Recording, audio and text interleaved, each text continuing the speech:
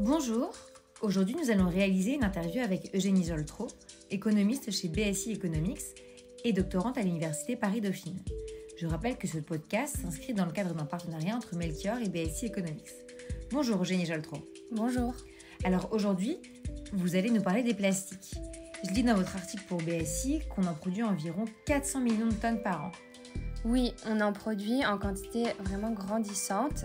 Par exemple, dans les années 70, on n'en produisait que 50 millions de tonnes, donc presque 10 fois moins. Et pourquoi est-ce si important de parler de ce matériau ? Alors, premièrement, il est important de parler des matériaux en général, puisqu'ils sont à la base de la chaîne de valeur. Sans matériaux, on ne va pas produire de biens, donc la question de l'approvisionnement est essentielle en économie. Sur la question des plastiques, maintenant, ils sont vraiment utilisés dans la plupart des biens vendus aujourd'hui, alors que ce soit en tant qu'emballage, mais aussi par exemple les textiles, les transports, et ils sont un support pour un grand nombre de secteurs, et notamment des secteurs clés, comme l'électronique et le médical. Ensuite, donc l'utilisation fait débat d'un point de vue environnemental, mais ça on pourra y revenir dans un second temps. D'accord. Et est-ce que vous pourriez également nous expliquer ce qu'est ce matériau ? Oui, alors un plastique, c'est une chaîne de grosses molécules. Donc cette chaîne est un polymère auquel on ajoute des additifs qui sont des composés chimiques pour améliorer les propriétés de cette matière.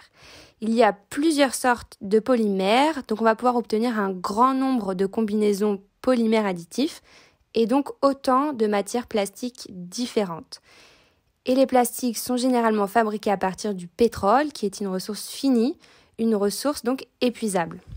D'accord, très bien. Donc en fait, quand on parle des plastiques, on parle d'une grande multitude de matériaux. C'est ça. Et qu'en est-il de l'approvisionnement de ce matériau ? Alors, au niveau de l'approvisionnement, étant donné sa fabrication à partir de pétrole, il y a un risque d'épuisement de la ressource. Pour limiter ce risque, on peut chercher à économiser ce matériau, donc réduire son utilisation lorsque c'est possible, et développer un recyclage. Même si ce risque d'épuisement n'est pas immédiat, en économie, on va généralement chercher à lisser les chocs, c'est-à-dire à prévenir et donc à opérer une sorte de transition. Ensuite, le recyclage est également vu comme un moyen de réduire la pollution associée à la génération des déchets. Et enfin, donc, ce n'est pas parce qu'on recycle qu'on va limiter forcément le risque d'approvisionnement.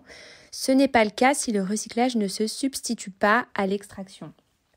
C'est-à-dire si le recyclage ne remplace pas l'extraction et qu'il permet simplement d'avoir plus de matériaux à disposition ? Exactement, c'est ce qu'on appelle un effet rebond, quand un gain d'efficacité permet finalement une augmentation de la consommation, mais pas forcément une économie de la ressource. Ok, et sur la question du recyclage, est-ce que tout simplement c'est possible ? Je lis dans votre étude que seulement 9% des plastiques produits dans le monde jusqu'à présent ont été recyclés. Alors encore aujourd'hui, c'est compliqué, notamment du fait de la très grande diversité de plastiques. On a un intrant très hétérogène. C'est-à-dire beaucoup de plastiques différents, parfois peut-être en mélange ? Tout à fait, en mélange entre eux ou avec d'autres matériaux. Par exemple, dans un ordinateur, on peut parfois trouver une vingtaine de plastiques différents.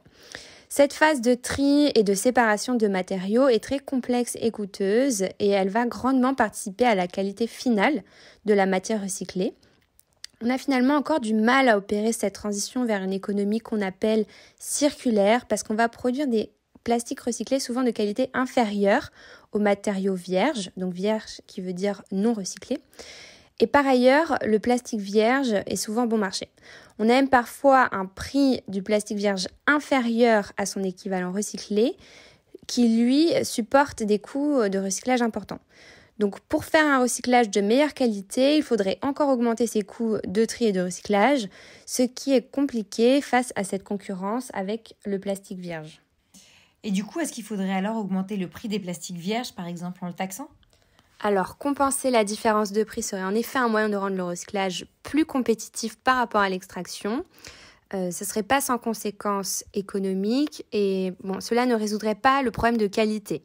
Donc, il faut également continuer la recherche sur les techniques de recyclage pour qu'elles soient plus efficaces économiquement, mais aussi d'un point de vue environnemental. En effet, le recyclage n'est pas neutre. Certaines techniques peuvent être très énergivores.